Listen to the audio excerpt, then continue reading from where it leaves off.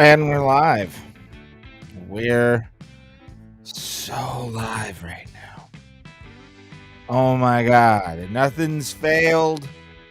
Nothing has come down the pike that is an issue so far on this very show, the Ray Hyclak show, coming to you from the troll hole that is my studio. Thank you for being here as always. We appreciate you for being here. I'm drunk. I'm a little high. Ready to talk shit about the news and anything that's been going on in the world, including my own self. Thank you for being here. We really appreciate it. Keep supporting Abraham Drinking. Support my channels at Ray Hyclak and the Ray Hyclak Show. Subscribe to that. Also, Patreon link down below. It's going to help the show in the long run, help us produce more stuff here on the Ray Hyclak Show. And do appreciate you being here as always. As always, guys, we're here every single Sunday at 9 p.m. Eastern Standard Time. Might think about changing it soon. Might. Cause then we could also do stuff like football and, there's some ideas I have, especially for 2026. We've only got another, I think, 6 episodes together, including one that I think is Christmas Day. Let me look here. Where's my mouse? There we are. Oh man, let me look here. Let's just bring the calendar up. So we have the 16th, the 20th, or the 23rd, the 30th together. Then 7th, 14th, 21st. I thought we were going to be broadcasting on Christmas Day. We are not. Neither New Year's Day, although I might do something on New Year's. Christmas, not a Christmas guy. Never been a Christmas fan a day in my life.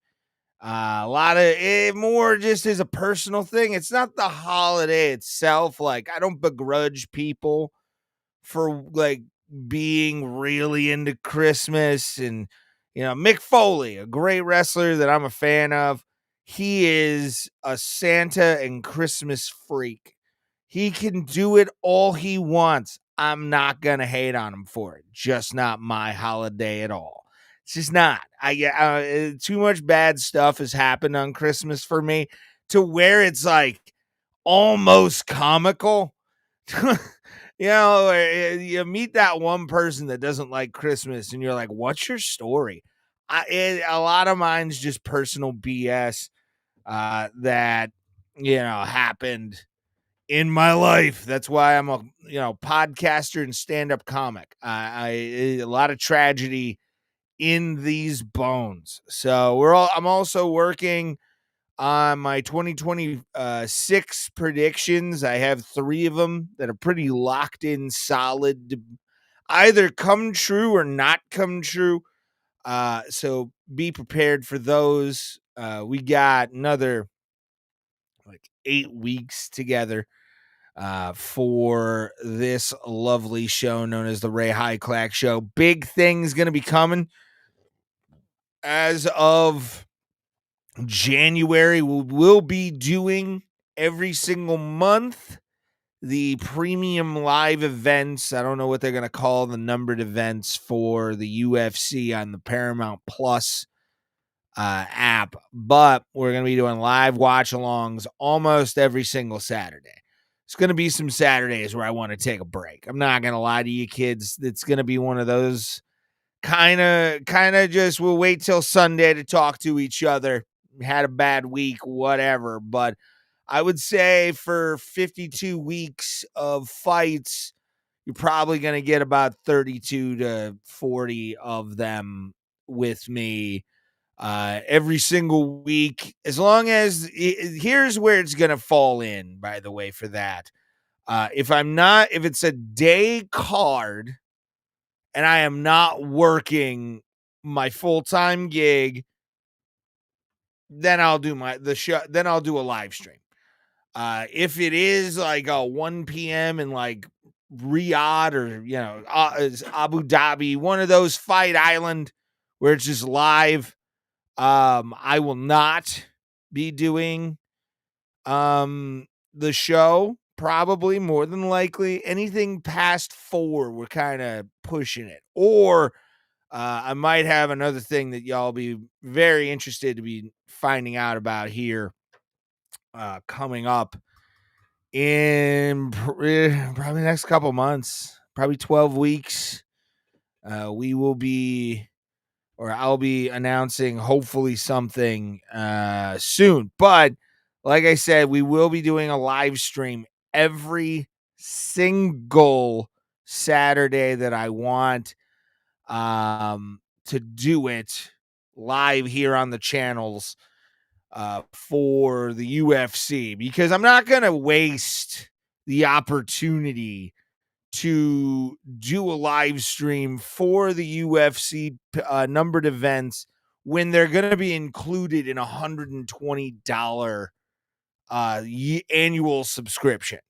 Just not going to do that. Like, it's worth it. I can do it off my phone and then put it up against my laptop, and we have a fucking live stream. So UFC will be on this channel a lot coming up in the next couple months once it switches over to Paramount Plus. So get prepared for that. Enjoy that. That's gonna be the fun time, because it might go 4, 5, 6 hours. And I gotta really pace my drinking at that point, I think. But doing it solo is always fun. I love doing commentary, but as soon as they said Paramount Plus is getting all the numbered events for free for the annual subscription, I immediately was like, we're fucking doing this, dude.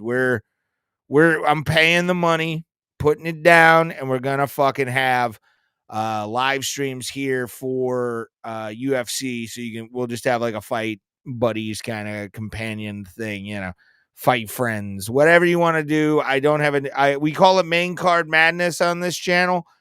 So that's what this show will be.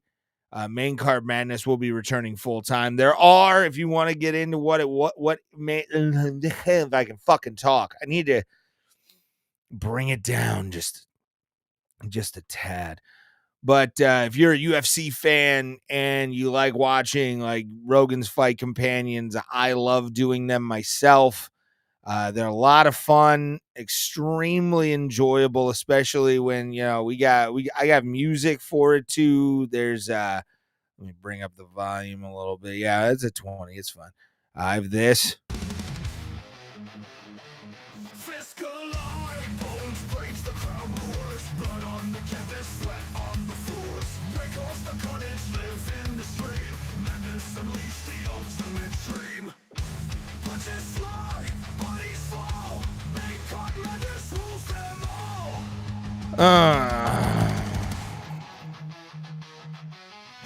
Then I have this one for knockouts.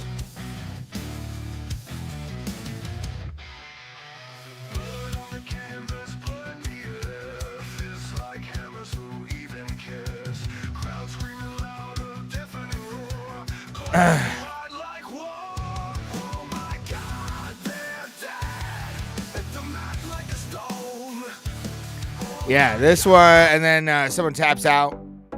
It's my pop song that I created. Hands locked tight like a vice. No way out. Sweat drips fast. Hear the crowd shout. You were the king, but now you're on the floor. The cage ain't a kingdom, not anymore. Fingers twitch. Yeah. And then we'll wait for the chorus here. Here it is.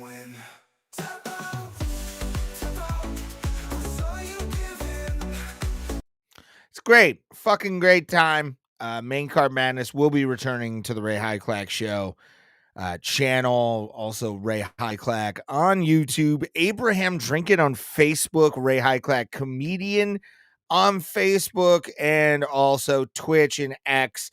X is the most important one for me right now because I want to conquer fucking X tomorrow. Like, I want to be number one. And I get people that watch on X. I see you.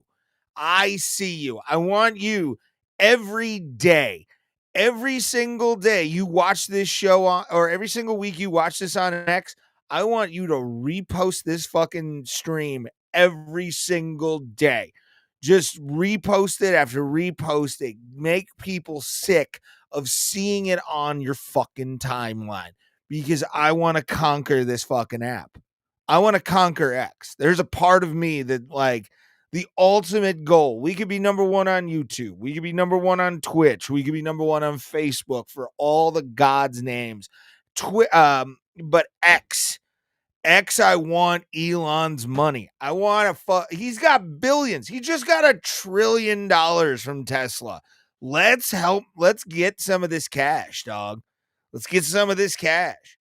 So if you want that, repost the shit out of it on X, repost the shit out of it on any place that you are watching this show, because if you do, we appreciate just the fact that you put your peepers on this show every single week. Like, it's the most important thing, man. And it's when you look at a show like this is basically just the ramblings of a psychopath who doesn't really, care about the fact that he will get famous off of this. It's more the idea that I just want to have a show to enjoy and be proud of, really. And for me to be able to do that, that's number one, is on this just putting it in bro. Anyway, let's get back into the week. Week was okay. It wasn't great. Something I didn't put on the thing is, I wanted to talk about leech culture in comedy. Like, it ruins people. Like, I had a conversation with a comedian that turned really dark. Like, I'm not going to give the comedian's name. I'm not going to give what, the context. I'll give the context of it. What I said, and sort of a gist of what was said from this comedian. It was heartbreaking. It really was. Because, like, if you're wondering what I mean by leech culture in comedy, leech culture means somebody in the comedy world who sees the success of a comedian, who sees the rise of somebody in their local scene, national scene, if they, hang out with comics who come through. I've hung out. Okay. I'll give a good example of this. Stavros Halkias. Stavi baby. I used to drink with Stavi a lot when he would come through town, because we would be on shows together, or I would see him at a show because he was doing a bunch of bar show run through the Midwest from Baltimore or New York, wherever he was living. Would I say the words, I am friends with Stavros Halkias? No. I used to drink with Stavros. That's it. Great guy. Never was a dick. Always funny as fuck. He has been funny since he started. But I would not message Stavros today thinking he knew me. The comedian I did, I thought he knew me because I was part of the staff of the Cleveland Funny Bone / Improv. When I worked there, it was the Improv. And I, messaged this person because they had a dry bar special that had come out. It was getting play online. I shared it out. And then I was like, hey, man, I'm going to be nice, offer him a drink, see if he wants to hang out when I'm in Columbus, which is where this person lives. And I was like, hey, man, offer, want to hang out? We meet somewhere, whatever. And, he could have said this and then not wrote the screed that this person wrote, which was long. Like, it's a lot of it. It was just too much. Came off kind of bitter, which this guy never to me really came off that way. Came off always kind of lecturous, but like it's I can handle that and glean some diamonds in the rough to really kind of throw in where my life needs to be. But yeah, and he said, hey, not to be a dick, but I don't remember you, which is fine, which is perfectly fine. Could have led that and then went, hey, not gonna happen. Cool, fine. But to write paragraphs about like not making it with a manager and bringing up other comedians was kind of wild to me. The thing that really hurt me, and the reason I wanted to kind of talk about it on the podcast a little, was the idea that this motherfucker like thought I wanted his email. That was the weird part. Like the fact that this motherfucker thought I was gonna be like asking for your email when I can barely run my own is gross. And it shows an ego that to me kind of doesn't need to exist. But here's the other side of why I brought this up. Which is the leech culture of stand-up comedy. It's always been there. I've seen it a bunch of times. I've also seen comics promise things and not really deliver, but that's where we're comedians. We can barely run our own bank accounts. So when you ask a comedian to, hey, remember that booking, I don't really expect it. Usually if a comedian doesn't send me any kind of stuff or ask for my avails within about, I'm going to say a day of talking about working together, I assume it's not happening.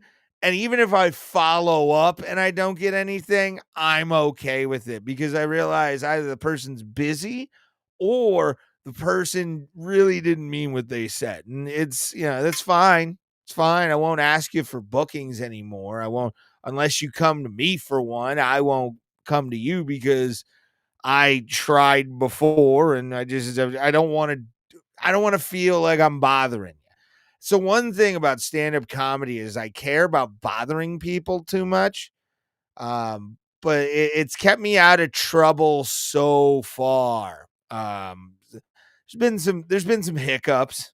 There's definitely been some hiccups in the recently, but that's what it is, man. You can't really ask for much, but leeches, to me, a comedy leech is somebody who constantly sends tapes. I'm talking about daily, where I know guys like that, where they'll just try and hustle gig after gig after gig.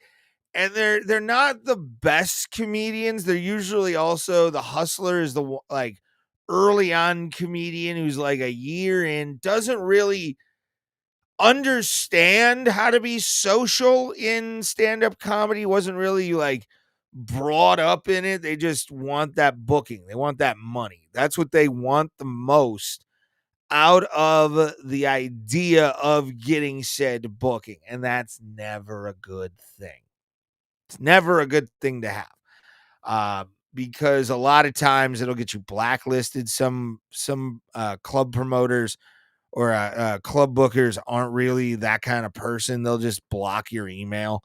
I don't think it's ever happened to me, although I don't really book myself out that much. I book myself out to Cleveland, Toledo, trying to get back into Pittsburgh. And then I've tried, which I have to email somebody actually. That reminds me. Ooh, I love it. But yeah, I go to the or in Vegas whenever I can, because those are just bar shows in Vegas, and I enjoy doing stand up at those because I know a lot of the comics that are in that scene in Las Vegas. They're fun people, great people to hang around with.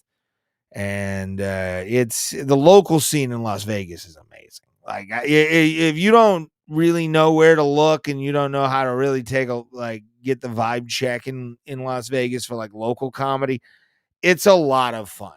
There's a lot of bro, we could die bookings that happen, or some neighborhoods fucking you walk around in them and you're just like, thank God it's daylight, but you enjoy it because then you get in your Uber after your set and then go back to your casino hotel to drink some more and have some fun. But where was I going with this? Oh, leeches ruin it for a lot of guys, because what they'll do is it's never just a comedy booking. It's never just a comedy booking in comedy. If you really want to know what kind of a leech I'm talking about a comedian who will like befriend a comedian who possibly has a bit of stroke in any kind of industry in entertainment, and then all of a sudden drop like 7 scripts on them, or sketch ideas where they want to use that person to gain more of a following off of that person. I've never been that person. I've never been that kind of guy to really want to like get off on somebody else's fucking shit. It's never been that way. I would rather be that guy in stand-up comedy who only does bar shows at this point than somebody who just I hate to say the word, but like tries to lap at the balls of a fucking headliner. It's kind of gross. Not gonna fucking lie. But I'd rather earn my spot. I'd rather earn where I'm at rather than, just have that point where you're like, where do I go? Do I give the blowjob? Where do I go from here, man? And to really like have those guys in stand up that'll like send the 7 scripts. Sending a message to a comedian is like walking through a minefield. You never know when you're really going to hit that one perfect trigger right above ground to get a comedian just to like totally be a dick to you for no reason. And it sucks. It really does. And for it to happen this week was just like, I wasn't expecting it. Wasn't fucking expecting it in the slightest. But yeah, that kind of ruined it. And I'm working on something right now out my way that'll lead to possibly some regional exposure, at least regional sized exposure. And more about that coming up once I really start getting going with it.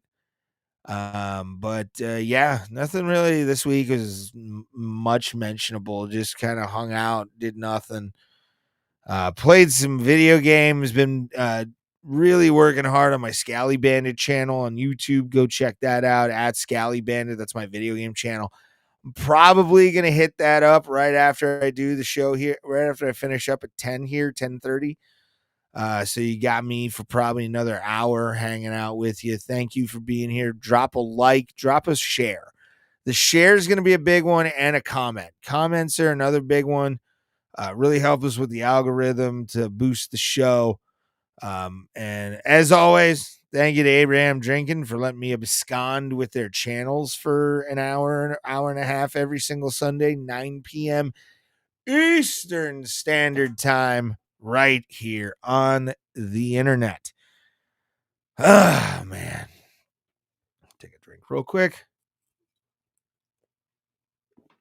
Shutdown also. Government shutdown's probably going to end tomorrow. They did, a deal is apparently in the works. Don't know what's in the deal currently. It was put in like hours before the show went on. So not a lot of details currently that I know of. I'll admit that there might be more details that we'll talk about on next Sunday, because it is kind of a this whole thing has been kind of weird. Air traffic control issues, grounding planes, canceling flights, snap. So there's a video of a woman saying that her nail salon is going to have to take fire people.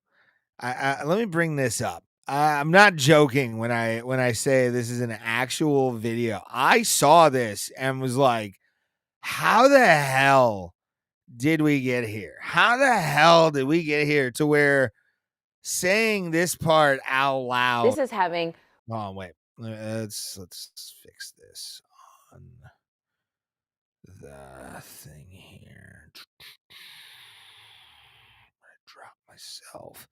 See, this is why I need a producer, guys. This is why I need a producer, dog. This is not what I really wanted. Let's move there. Yep. Oop, not what I wanted. Where are you? There you are. Boom. Just ended. What just ended? Something. But yeah, gotta put that top. Yeah, always on top, kids. All right, let's watch this video. This is having massive impact. I went and got my eyebrows done the other day, and my eyebrow technician was like, they're going to fire 2 technicians from here because all of our clients don't have money to come. She's not on Snap. That's a thing. Let me. This is a complaint by someone purporting to care about people. Technician was like, they're going to fire 2 technicians from here because all of our clients don't have money to come. Why don't they have money to come? Why are Snap beneficiaries, which this is what she's alluding to. Snap beneficiaries come in and get their hair and nails done and their eyebrows off of what money that Snap affords them? Do they sell the Snap benefits? What's the pennies on the dollar that we're looking for here when it comes to that? But like, saying this quiet part out loud, like knowing that this does happen, like there are instances of people selling Snap in front of grocery stores for pennies on the dollar just so they can, make a little bit because they get too much. It's usually because they have too much. My eyebrows done the other day, and my eyebrow technician was like, they're going to fire 2 technicians from here because all of our clients don't have money to come. She's not on Snap. That's a thing. That's a thing, everybody. That is a thing. And the fact that somebody actually brought it up in conversation and are talking about the fact that salons are going out because people get it's because they get too much. We really need to rework a lot of payments from Snap and a lot of benefit payments in this country, because a lot of people are getting way more than they really need. Way more. And they're benefiting off it when there are people in this country who could benefit from money from SNAP on a daily basis. Like if you took away a lot more money from people who are constantly are selling it, if they're accused of being of selling it, lower the benefit, lower it for them. Give that money to somebody who actually is using SNAP for something other than their hair, nails, and eyebrows. Like that baffled me when I saw that. I thought it was a joke. I really did think that was a joke. I did not think, I wanted it to be a joke or like a Reddit satire, AI video. No, that was a woman on CNN. That was a woman on CNN saying that. Ashley is her name. I can't remember her full name. But for a woman to say that and then not, talk about the fact that there is over compensation for some people who don't need that much, who are working, but they have SNAP and they're getting a lot. I don't know people's payments. I'm not commenting on that. But I do think there are people that are getting overpaid enough for this to be a problem. And that money could be halved and then given to somebody who actually, is in need, somebody who's never been on SNAP before, first time people. If you're getting, I don't freaking know, $800 a month. I don't know what that kind of, what kind of money for food. I've never been on food stamps. I'll admit that, as an adult, maybe as a youth. But as an adult, I've been on Medicaid. But I never was on food stamps. I never did SNAP. I never did any of that. So I don't know what like a normal payment for that would be. But I think honestly, if there are people who are getting a lot more than they should and they're selling it and they're getting in trouble for it, or, they're admitting that they do it, I think we need to really adjust some payments, and give stuff to somebody who's a first timer that way we can set a standard. That way we can set a lot of those things. And you can, if you're a family of 6 and you're on SNAP, I have no problem with you being on SNAP. That's something that is needed. I'm not saying that is not something we don't need. I'm not saying that is something that shouldn't be a thing in this society.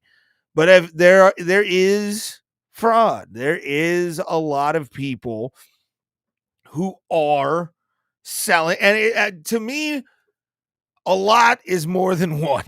Like the fact that there are people just selling their SNAP benefits to people for pennies on the dollar and not really giving or and selling them and making money off of the taxpayer dollar, I have a problem with that. But if they're using it like it should be done, not a problem. That is what I pay taxes for. That because I want to have the ability to be able to use that myself. Pure and simple. I'm not, dumb to the idea. Hold on, my back's itching. Oh gosh. Whew, it's like right in the middle. I hate that. But yeah, I mean, if we're having this issue, but to say it on a national news network like that, to open your mouth and be like, oh, 2 women at my salon are going to be losing their jobs because of the fact that these people can't afford hair, nails, and eyebrows. Yeah, I do my own eyebrows. I don't have money to be able to keep them up. I do them myself. Learn how to do it, bitch. What do you want me to tell you? Like, if you can't get your hair cut, that's a problem. Because it's like $20 at Best Cuts. It's not that much. It's not that much for a haircut. So, and you can shower at home unless your shit's cut off, which sympathy for you on there. Been there multiple times, especially in my youth. I've gone home to no water. It's not fun, but it definitely does happen. But yeah, man, you look at the fucking way people like actually use it, but for somebody to say on national television that and admit kinda that people sell their shit and people on Snap won't be able to afford doing the other, doing this because their benefits would think good. Cut the problem people off. Make them get a job. Make them get a job because that's how they make their money day to day. And that's not right because it's no offense, my fucking money, dog. My money. I pay into taxes every single year. Again, if you're somebody who does not do that, which is a bigger portion, I'm always saying that if one person is doing that, that's not good. It's not good because it means that other people have a green light to do it because they see that person. And it's not good.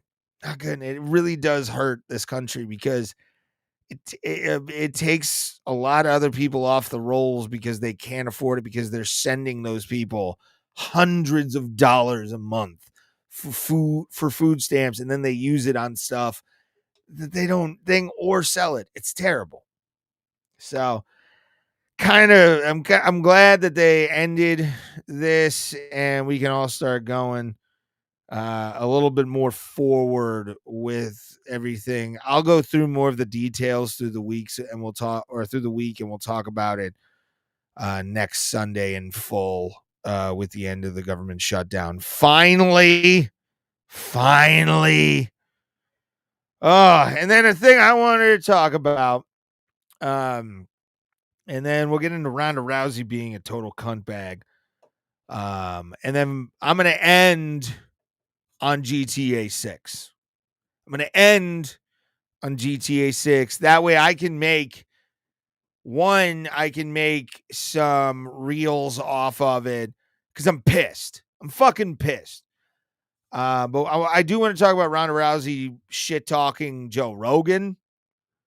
Even though Joe Rogan's had kickboxing fights and taekwondo, you did judo, bitch. It's not like you were fucking, doing anything on the idea. To look down on a commentator shows your ego way more than it does anything else, Rhonda.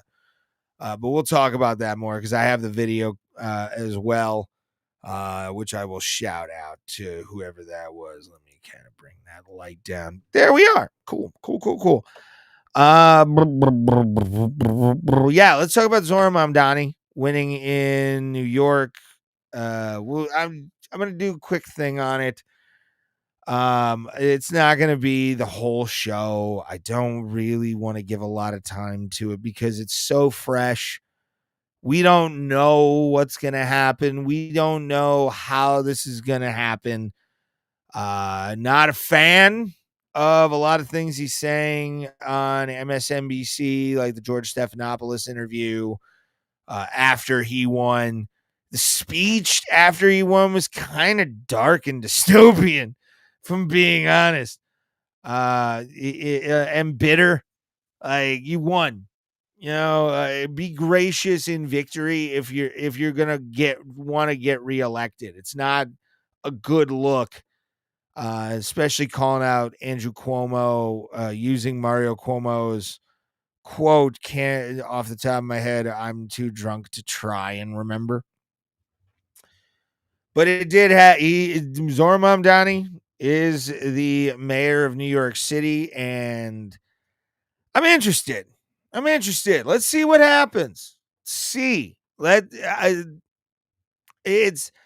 I'm not gonna poo-poo this right off the rip because I know I'm gonna get a lot of the same argument. Of I'm a hater, I'm a this, I'm a that, all the labels. I'm not gonna say that this is gonna be good or bad. Am I a fan of it? No, because he's a full-on communist. He's part of the DSA, the Democratic Socialists of America.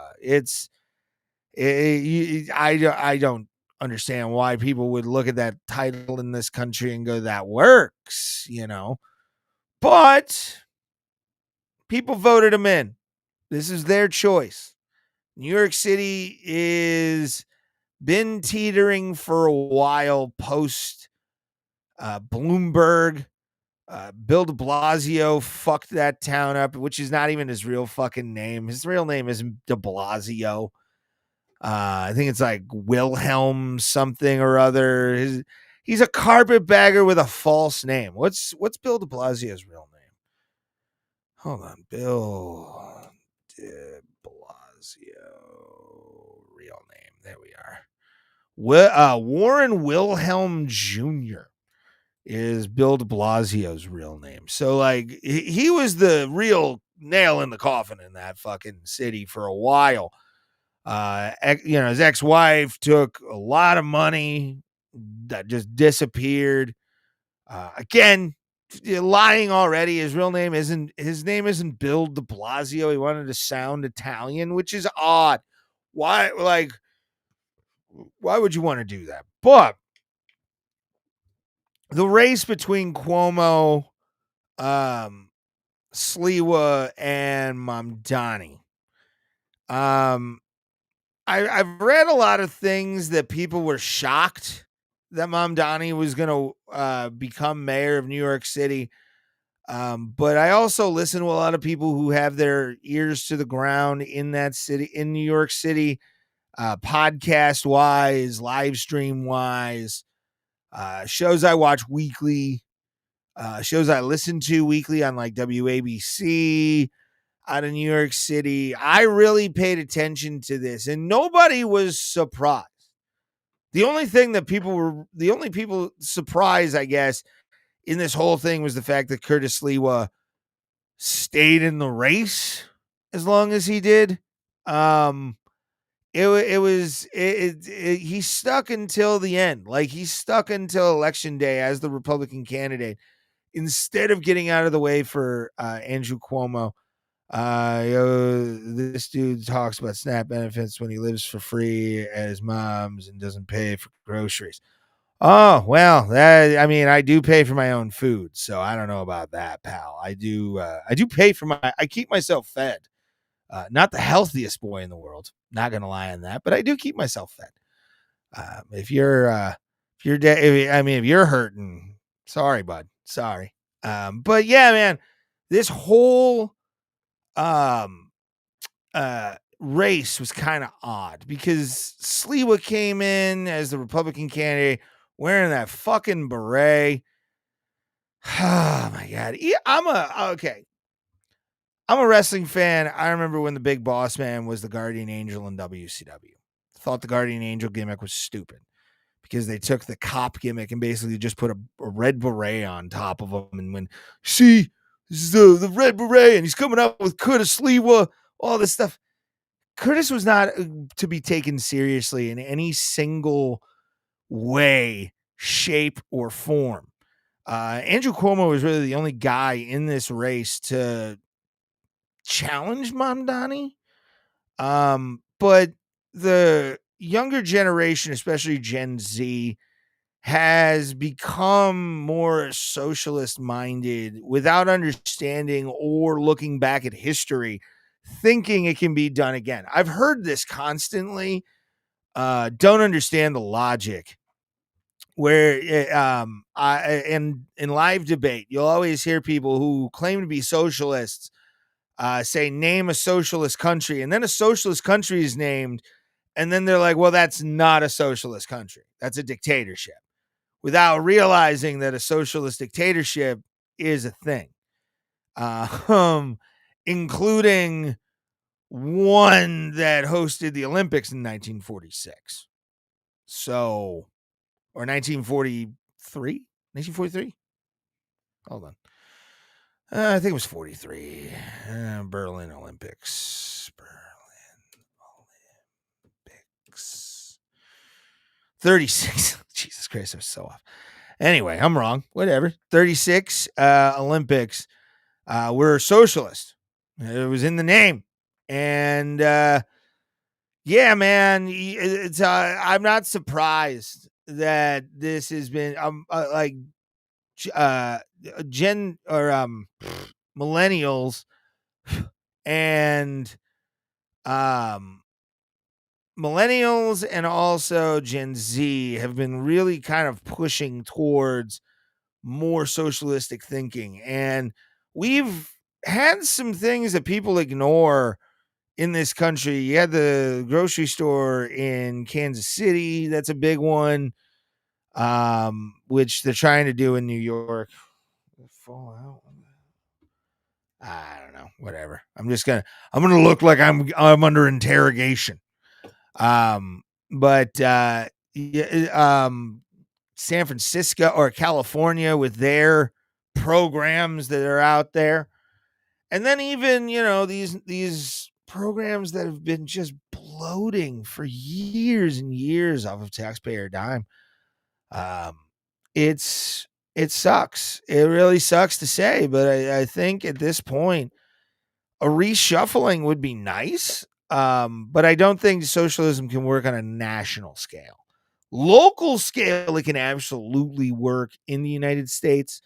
But it's like China. China is communist, but they also have a lot of capitalist mores where they will work with companies and they'll steal their shit, but they'll definitely work in the capitalist society. But they still have very much a socialist communist hold on their people, mass surveillance, all that kind of stuff, which could happen underneath a socialist mayor in New York City, but who knows? There's some weird calls for Sharia, and I don't think people understand what Sharia law is. Because within weeks they'll have people crying, going, "What the fuck? Why is this even a thing? I didn't like this."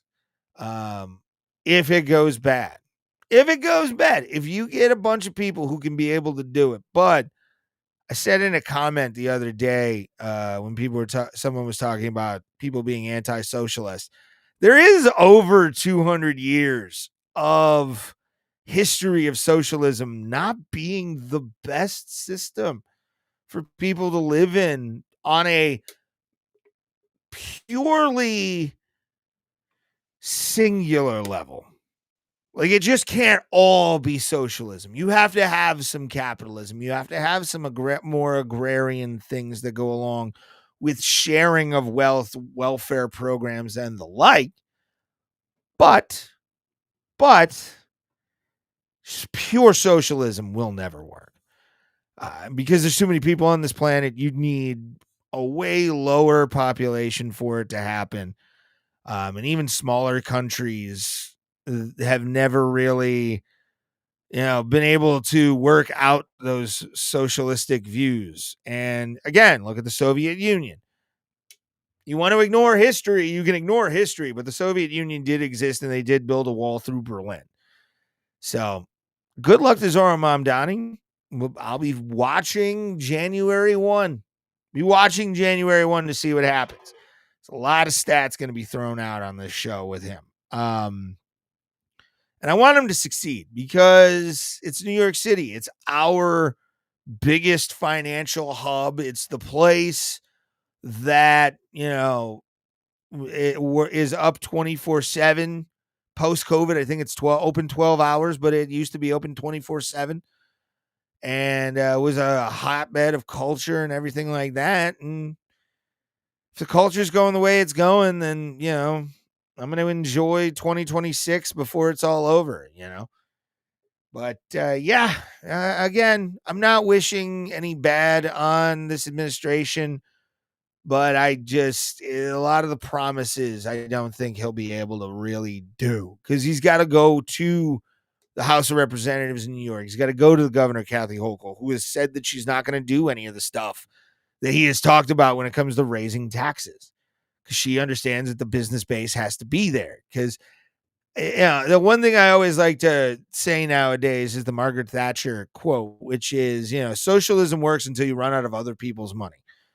And once the tax bases leave for the city of New York that were funding a lot of these programs, we're gonna see it again. It's not gonna be immediate. I'm not saying that it's gonna be immediate. I give him his full 4 years. From 2026 to 2030, I give him 4 years. I'm gonna be patient. But there will be points that probably throw me towards my feeling now.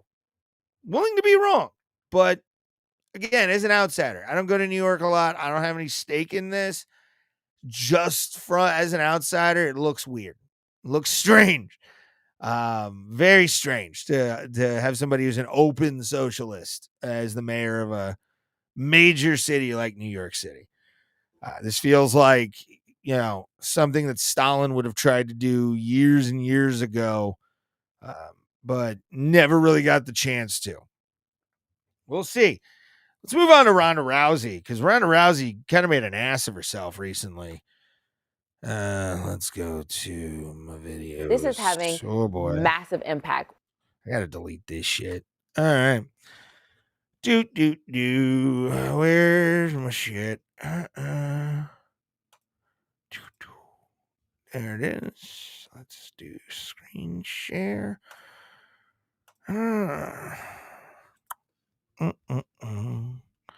Share the screen. Let's crop. I do all this live, if you're wondering, by the way.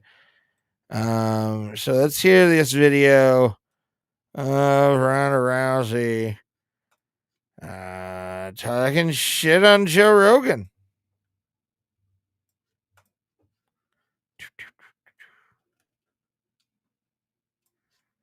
All right. Whoa, there it is. Called out Joe Rogan, saying that he's not an expert, he's just a fan with an audience. Now, the conversation begins with kind of a lighthearted hypothetical, with Bert Kreischer asking Ronda Rousey how much money for her to come out of retirement and get back in the octagon. Is there a price point that would get you back in the octagon? I mean, I have everything I want. I don't think you do. Rhonda. I really don't. Because, here's the thing. Not only at one point did I follow Ronda Rousey's career from Strikeforce, from the UFC or into UFC, but into WWE. Her first match was she had a great match with Stephanie McMahon and Triple H. Stephanie actually made her look decent. Which in the long run, looking back on it, more of kudos to Stephanie here, but let's continue. There's nothing that would really change my life. Let's do price points on this. Okay, $1 billion. $150 million. $1 billion. $350 million. Billion. Now, Bert keeps it going with it. Because she knows she'll lose. That's why. She knows she will lose in the octagon. And she doesn't want to get embarrassed. That's why it's $1 billion. This hypothetical saying, what if you were to fight me in the octagon? Billion. You're just fighting Bert Kreischer. All right, I will beat the shit out of you in your backyard for this house. How long do I get to train? I love Bert. Bert's one of those guys. He's a psycho, man. Like, he really is a nut. He's hilarious because of the fact that he does not give a fuck about certain shit. But let's continue. I was just talking to Joe on the walk over. How long for me to train to beat Ronda? So again, this is all just like a very silly conversation. We're throwing out $1 billion. We're talking about fighting Bert Kreischer. Everyone's having a good time. Then Joe Rogan's name gets brought up, and Ronda Rousey flips a switch. He wouldn't know. He's not an expert. He's a fan with an audience. Nuts this bitch said that. Nuts this bitch even said this. Like, Joe Rogan has been with UFC since UFC 12. He has watched the evolution of this sport from dudes, as Mark Kerr said in The Smashing Machine, taking his thumbs to open the wound a little bit more so the referee would stop the fight, to what we have now, which is just and with the gambling scandal, which I'm waiting fully for a timeline here of all of this to unfold. I think next week we'll break down the timeline of the UFC gambling scandal. Again, something I'm not surprised with. A lot of people are acting like this is, oh my God, this is a black eye on the sport. This is the thing that's going to take Dana down. No, it's not. This has been going on since people were fighting each other in caves for fish. All right. This has been a thing since we learned that we could hurt each other with our fists. There's parchment, I think. I'll find the story of a fixed fight in Rome over a wrestling match where a guy was getting paid to take a dive against a guy. Like this has been going on forever. Ever, dog. So it's not a big deal. But Ronda is, I mean,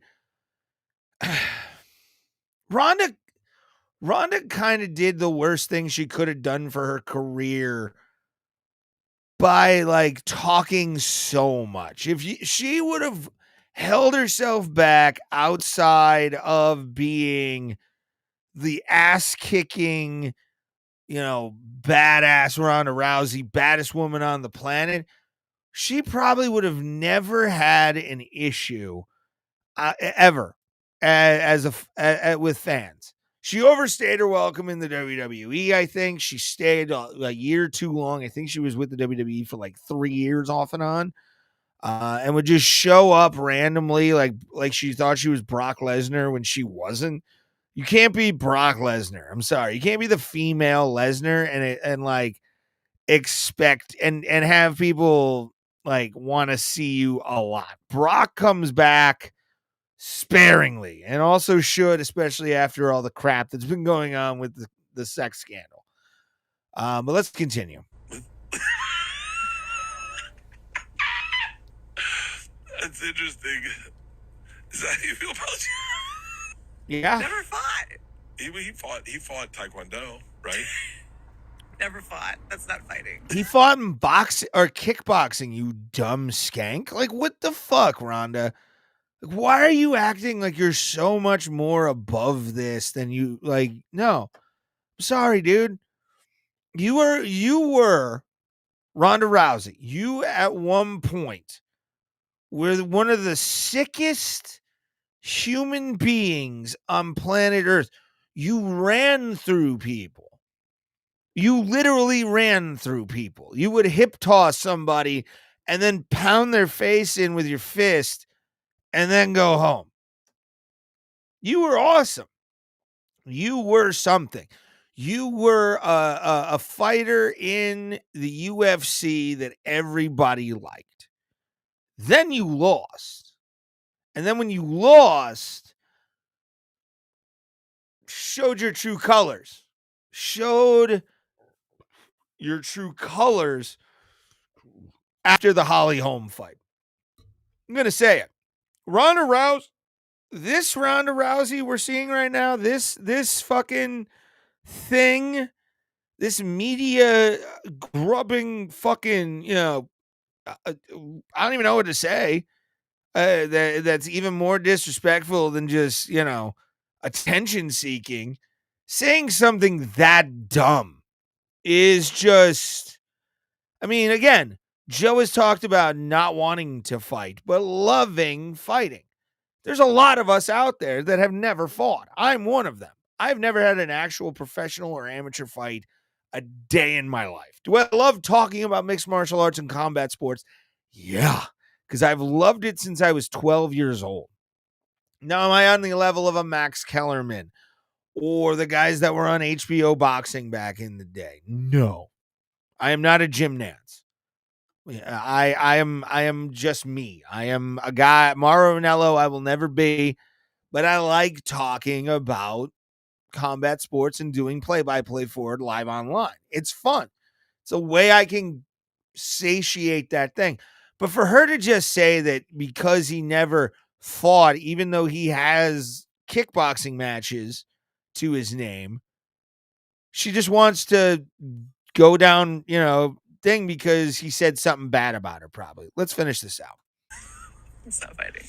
Well, I'm going to exit this conversation. No, I don't like. She made it really awkward for Bert. I mean, that's the thing that I don't like about this is like, she could have said something, there are people that don't know how to do that. There are some people that don't know how to just kind of be like, yeah, he's okay. And then move on from there. Or if it keeps going, you just be like, yeah, he's okay. You just say positive until people stop. It's an easy way to avoid any kind of confrontation. But Ronda here was definitely desperate for the eye because she knows that she's done in mixed martial arts. The fans of MMA will never really want her back. The fans of WWE totally blew that bridge up with 80 billion tons of TNT and an A-bomb. I mean, the way she left the WWE was wild to me. She just went off on everybody in the WWE fan base and then was like, I didn't realize that this was blah, blah, blah. When it's a super passionate fan base, more passionate than the UFC fan base. And that's a very passionate fan base. MMA fans online are fucking wild. So let's see how much more we got here. I didn't get any bad DMs. All right, first of all, it is hilarious that this Joe Rogan slander is happening on a Bert Kreischer podcast. They are both having a field day with this.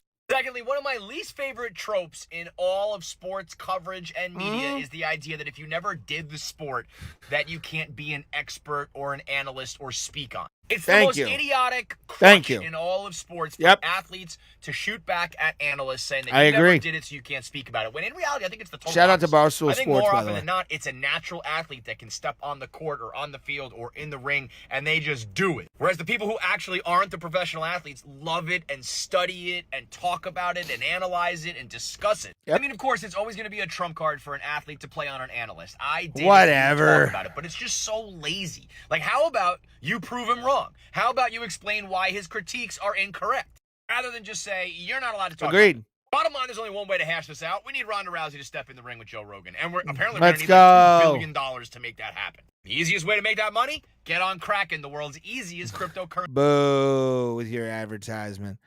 I totally agree. And Elon should make that for UFC 250 or UFC USA 250. I think that would be the fight. Rogan versus Ronda Rousey in front of the prime ministers of Spain, Portugal, all these fucking dignitaries. Let's get it done, Dana. Let's get it done. All right, kids. Browns lose again. I took a nap during the second half for about an hour. Woke up to the sound of the announcer going, Kevin Stefanski mouthing, wow, which I was not surprised that I woke up to that, knowing they were about to lose. Impressive kick at the end of the second half or the end of the first half with like a second left. That was a nice little rush play they did there to tie the game up at 17. But yeah, Browns lose to the Jets of all fucking teams, bro. Of all teams to lose to, the Jets. Oh man, let's see what the Steelers are doing currently. Steelers are up 12 or down 12-3. So that's fun. It's been 2 points. Oh, so somebody got a safety. That's cool. Then we got 3 points. Then we led for a hot second, and we gave up 10 unanswered. And there's 12 minutes left in the third quarter. Good season for the Steelers. Good season. I think we're going to finish above 500 by like 2 games, and that'll be it. Tomlin's probably going to get fired. If I was the Roonies, I'd fire his ass. But let's go from there. Aaron Rodgers too. Let's grab a beer and talk. Because I don't want to really hash about the Browns. The Browns are just sad, man. If I'm surprised there aren't pitchforks outside of Berea right now. Season's been a wash for them, and they got a couple more years before they move out of town. So, or out of downtown into Brook Park. So we'll see. We'll see what happens with the Browns and Steelers currently playing. But what I wanted to talk about tonight, gang, something that was announced yesterday. I want to say it was yesterday.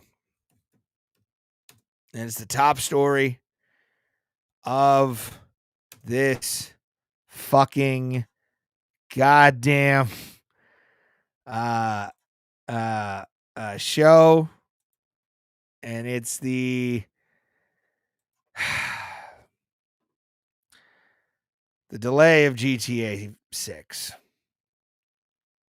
Son of a bitch. Who didn't see this coming, everybody?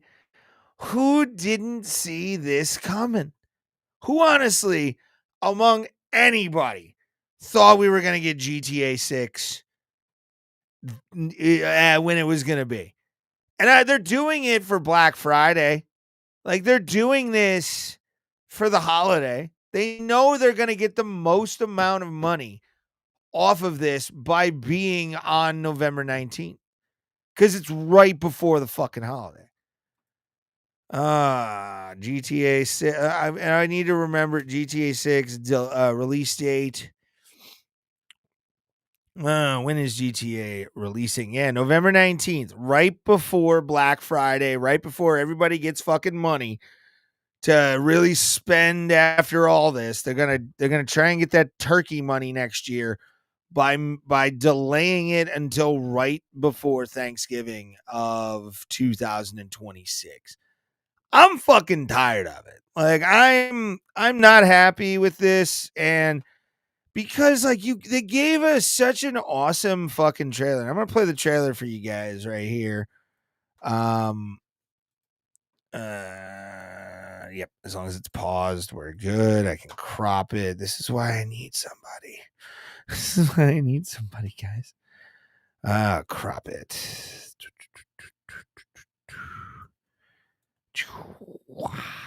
There we are. Yar. Perfect. Not perfect. We needed symmetrical here. There we go. Perfect. There we go. They dropped this. I think it was last year. Let's when was this fucking thing dropped? 6 months ago. I thought it was a year ago. Yeah, this is May 6th, 2025. And they gave us this fucking trailer, and it's like, what the fuck?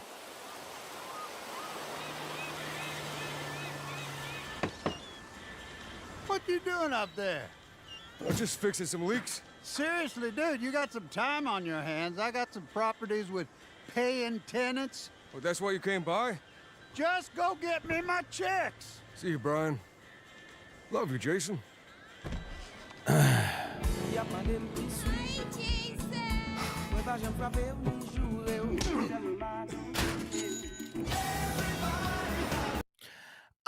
I wanted to see where these shakedown things are, but look how fucking beautiful this whole game is.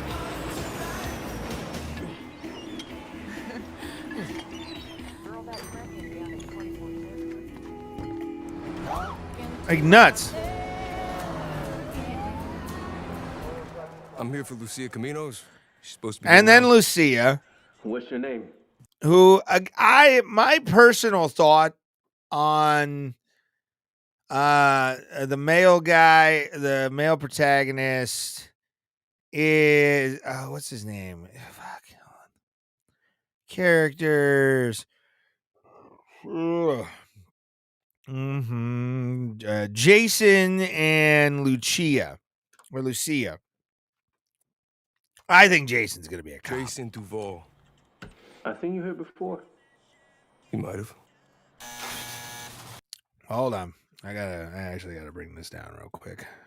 There we are. Gives it a little bit more. The social media aspect is going to be kind of fun to see. Phil's Ammunition's a great Vice City reference.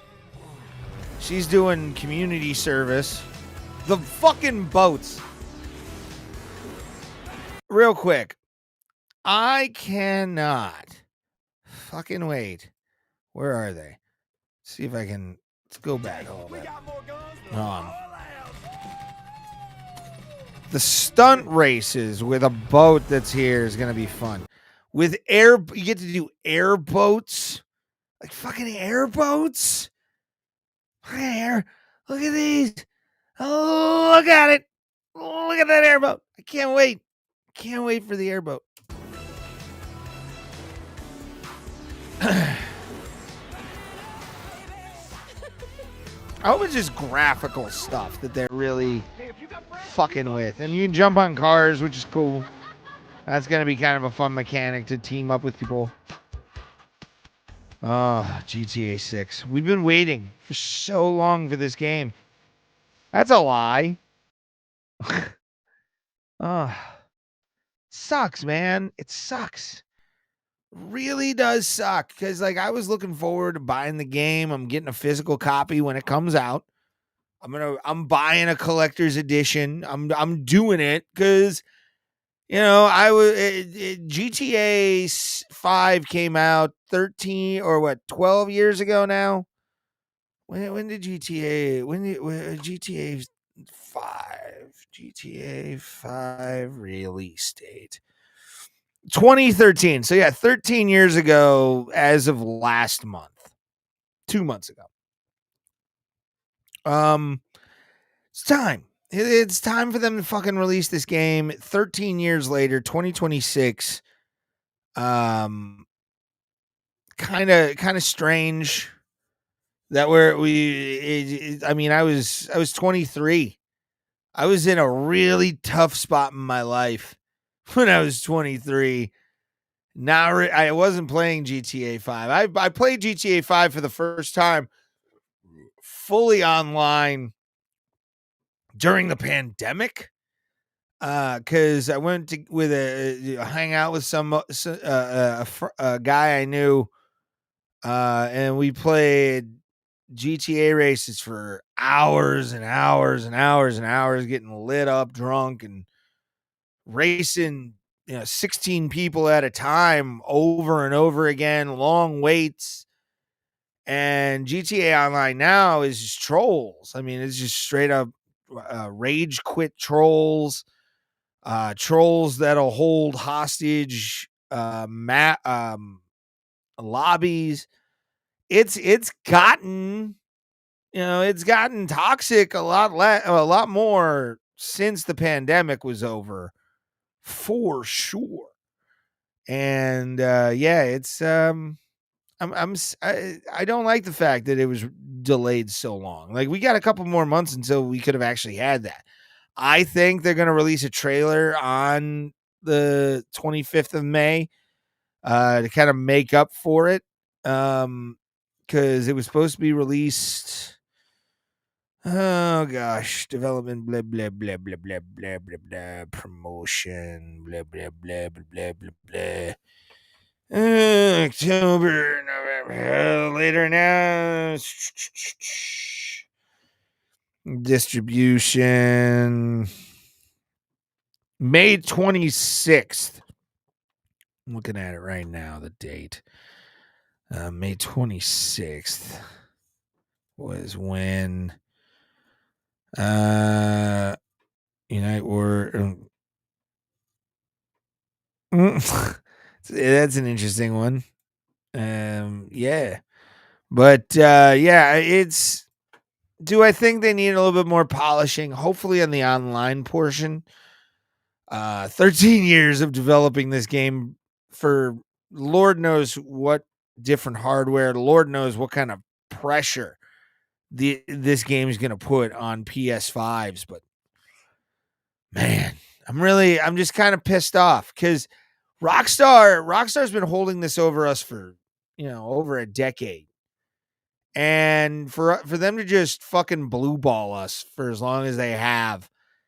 And GTA Online, again, like I said, it's really pretty much dead outside of like kind of a weak race thing, and even community series sometimes can be really shitty. You can only offer 3 and 2x XP so many different times before people say fuck this. But hopefully November 19th we'll be able to play GTA. You can just tell by the look on my face, I'm just disappointed. Just really disappointed by it. But you know what I'm not disappointed by is the turnout tonight. Thank you guys very much. I think it's time I get off here and go play some video games. Come see me on my channel, Scally Bandit. I'm going to be on Twitch in a little bit.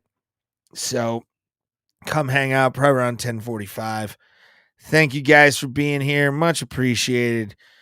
And as always, I like to tell you this out of the kindness of my heart that no matter where you're at in life, no matter what life throws at you, just remember, everybody bugs. We'll see you next week. Thank y'all for being here. Like, share, subscribe, do what it says up top.